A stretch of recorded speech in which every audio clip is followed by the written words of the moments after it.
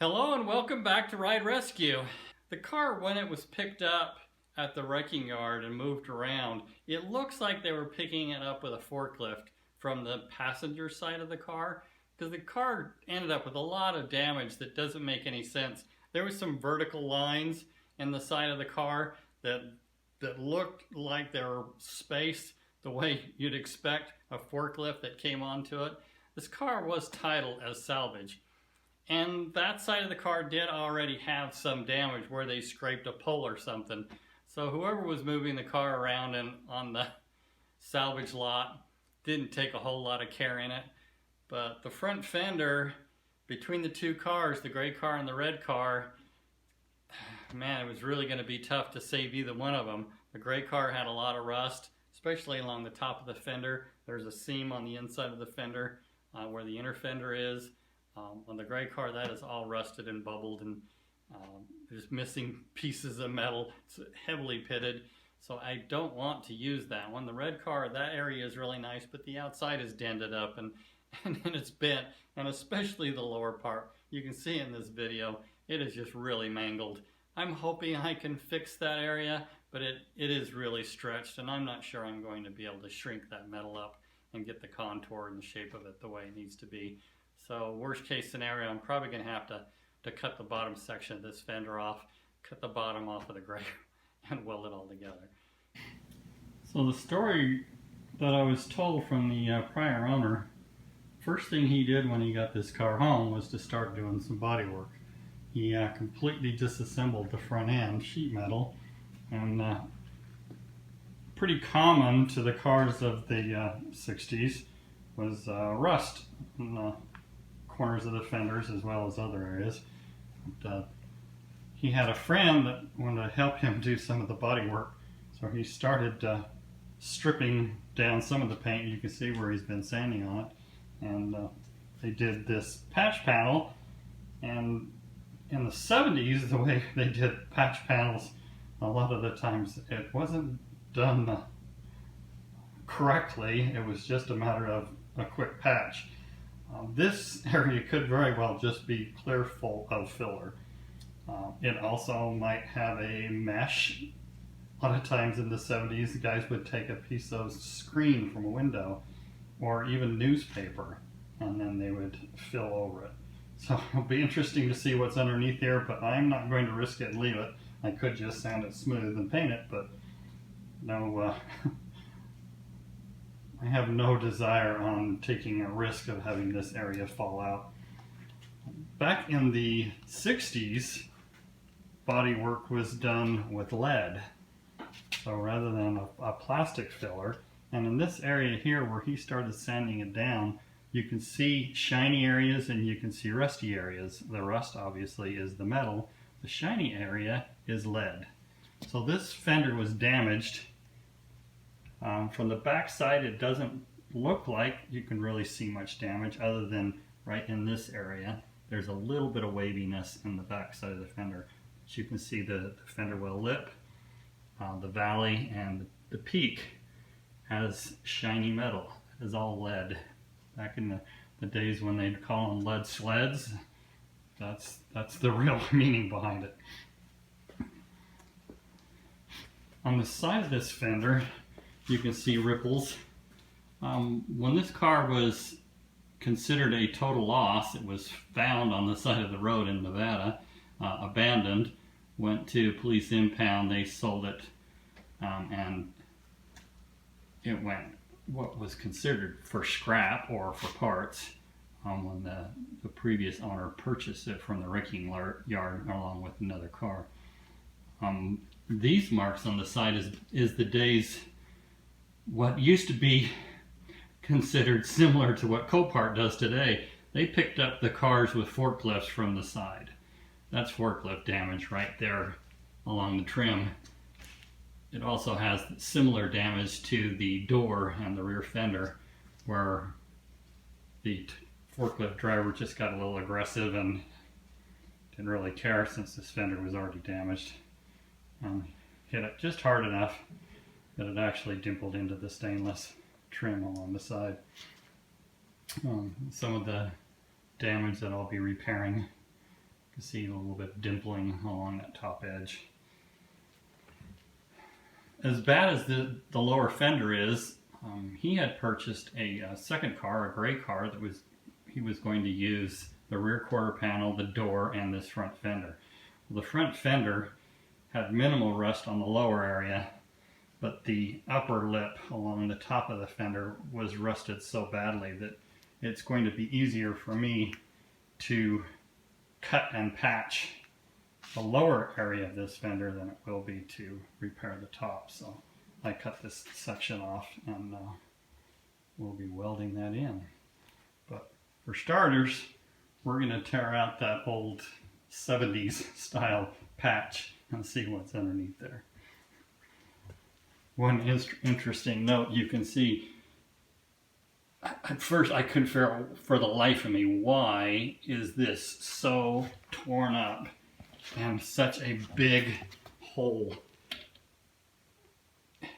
They couldn't get this bolt out. There was a bolt, you can see it in the bottom of this fender. There's a bolt down on the bottom there where it's bolted through the body from the back side. He obviously was struggling to get it out, and rather than getting out proper tools and cutting the head of that bolt off in the nut, they went at it with what I would presume is vice grips and hammers and who knows what, and did some pretty extensive damage, which could have been likely a simpler way or even an easier fix. Pretty interesting. But that was the 70s. Do-it-yourselfers. So just for fun, let's go back to the past. Back in the 70s, this is the way we did it.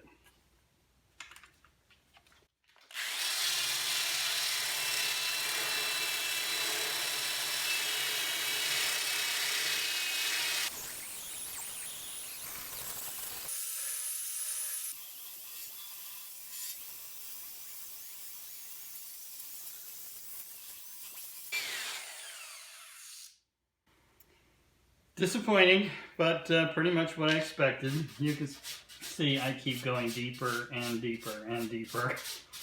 There is a lot of filler in this panel. If it wasn't for the fact that it's been sitting in a garage for 40 years, this would have most likely gotten rust behind it, cracked and popped out. Let's keep going.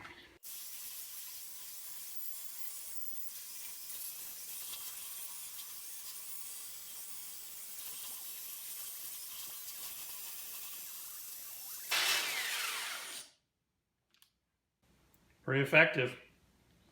You don't need air tools.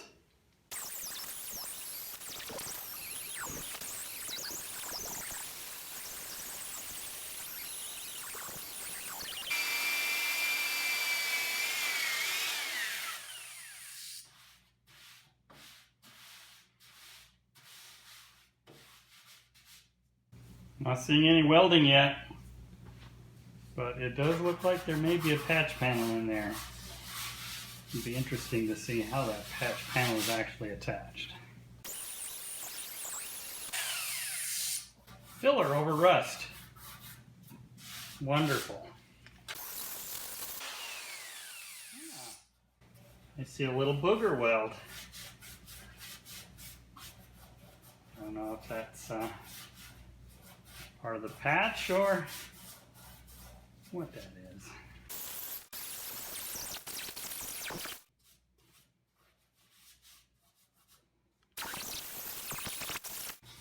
Oh, nice. Now we get down to the heart of the repair. You can see rust. That rust, actually, what I'm presuming, is the inner panel. There's the outer, there's the inner. And how we know how to patch 70s style. Yeah, that was gonna last. Well, I've seen worse. But it's pretty thin. Probably a tin can.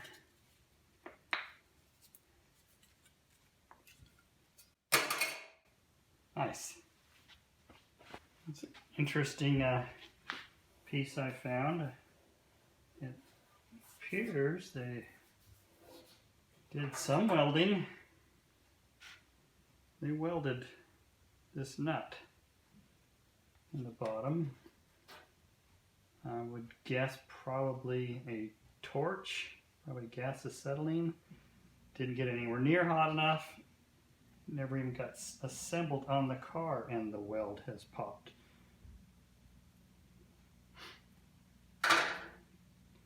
Yeah.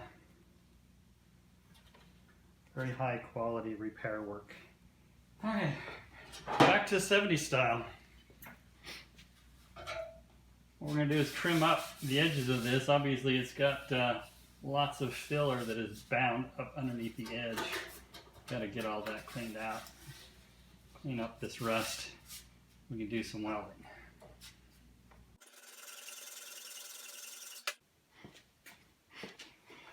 So I kept trimming away and trying to find the best metal I could find, and it appears as that I've gotten back far enough to get into some good solid metal. But it definitely exposes the craziness and what people thought was actually a good repair back in the day. Filler bonds better than rust, to rust, than I ever would have imagined. But all it would have taken was a little bit of moisture to get behind there, and it would have popped off. You can see the booger weld on top of rust doesn't hold. And I did poke a little hole through. There's some definite thin spots. For the most part, some pretty good metal.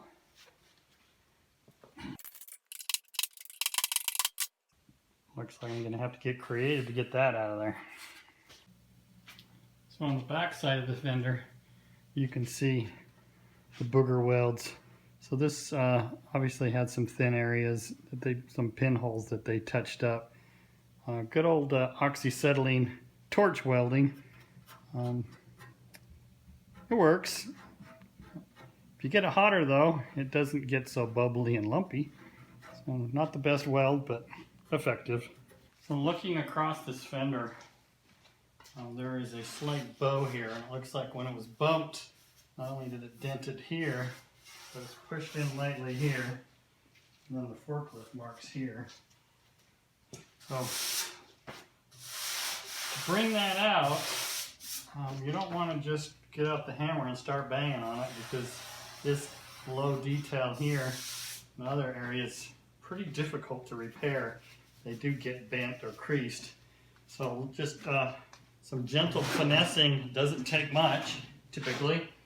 These older cars are pretty thick now, so it does take a little bit of effort, but you don't want to put too much into it, because we'll have a tendency to go too far, and then we've got something pretty drastic to have to repair.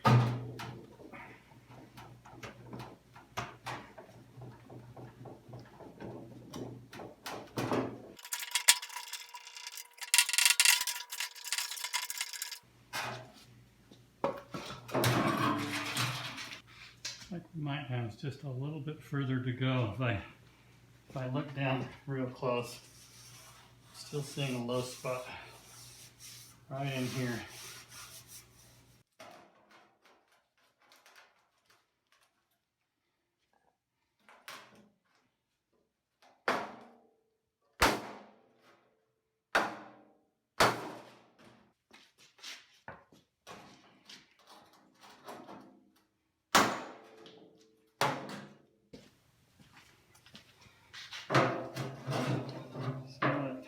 With a straight edge on it, it appears I still have a substantial low spot. right here at this hole from the logo, the emblem, the Ventura emblem. It's over 1/8 of an inch on that 3 feet, so filler,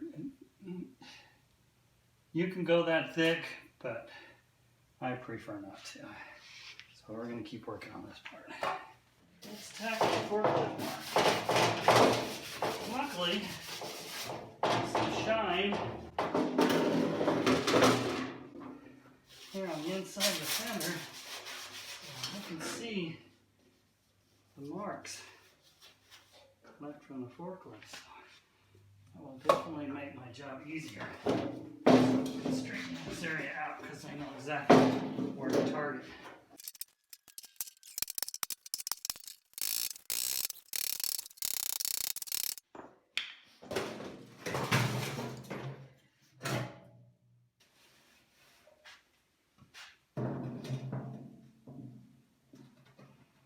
Not bad for a first attempt.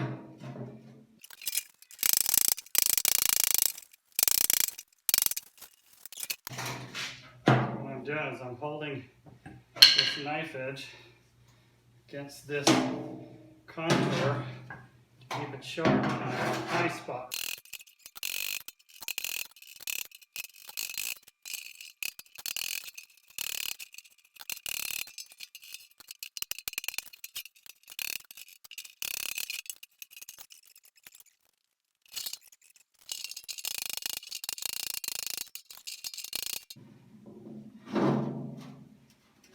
And we are finished. The upper area of this fender is pretty much laser straight. So what I'll do now, it's nice about having a shiny finish, is I can easily see in a different light where I need to smooth the dents that we made, the minor ripples with the hammer.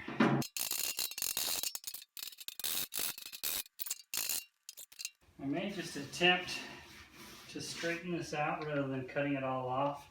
Only cut this area off and patch, but we'll see how that comes out. That is definitely going to take a big hammer.